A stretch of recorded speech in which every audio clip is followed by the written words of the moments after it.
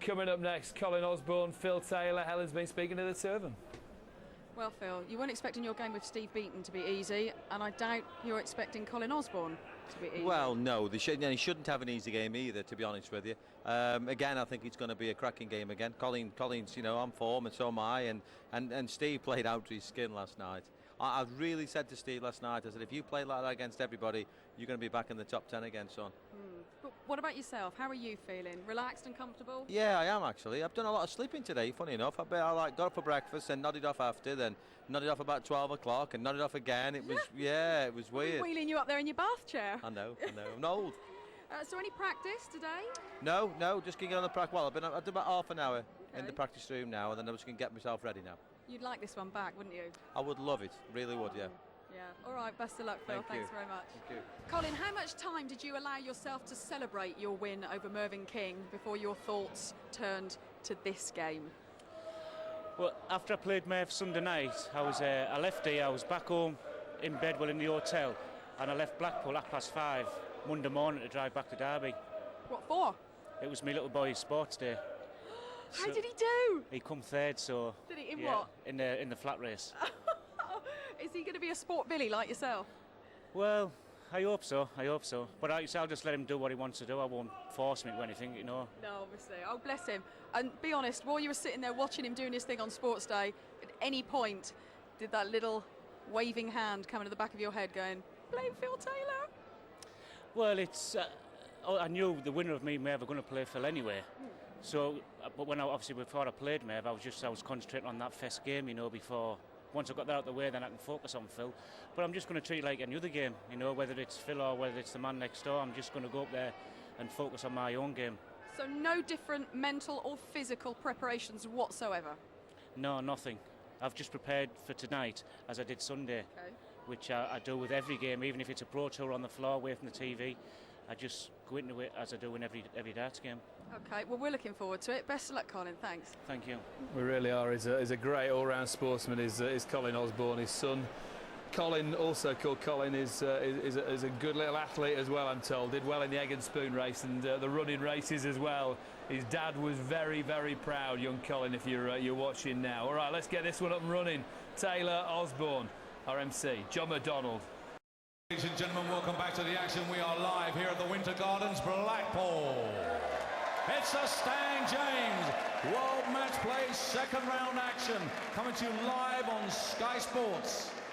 Here we go then. Now, would you please welcome from Derby, the Wizard, Colin Osborne.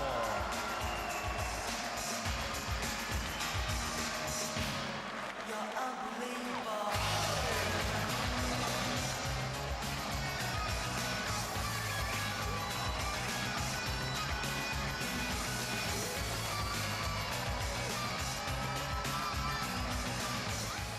And now, ladies and gentlemen, from Stoke-on-Trent, with 70 titles worldwide, 8 times World Match Play champion, and ladies and gentlemen, 13 times champion of the world, it's Phil, the Power Taylor.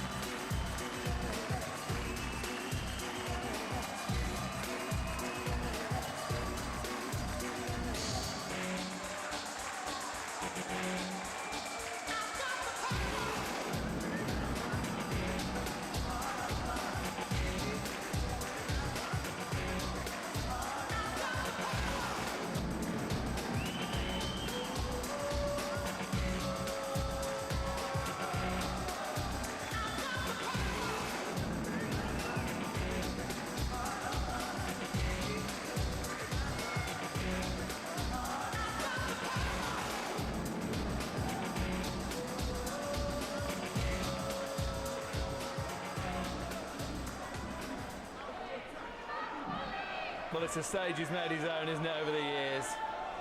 8-time match play champion, I've got to say. Looks very chilled out, doesn't he?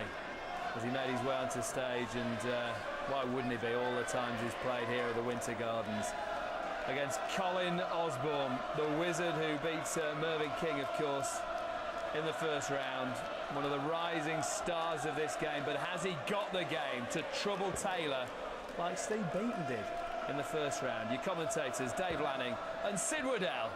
Perfect words, Davey boy. Taylor looks as comfy as a Burslem snowman with a frozen oat cake on his head. Mr. Cooler Mundo, 47, did for Beaton 10-6. Average 104, Dave Lanning. Yes, and Colin Osborne, 15 places below Taylor in the rankings. Everybody is saying it ought to be Armageddon for him. But, you know, they said that about Henry V, and he'll be hoping it might just be Agincourt, because it was pretty useful arrows that propelled Henry V to that victory. Taylor, as our colleague Dave Clark has pointed out, looks remarkably reluctant. Looks as though he was almost reluctant to take his walk-on, that famous walk-on with those effects, one of the great occasions in sport. Reggie from up the borough, beat Mervyn King 10-7. Cool dude. Son's an egg and spoon racer. He was a dab hand with a yo-yo, played soccer. Also a ping ponger of international caliber. Let's see how he flings the thing that counts, the tungsten.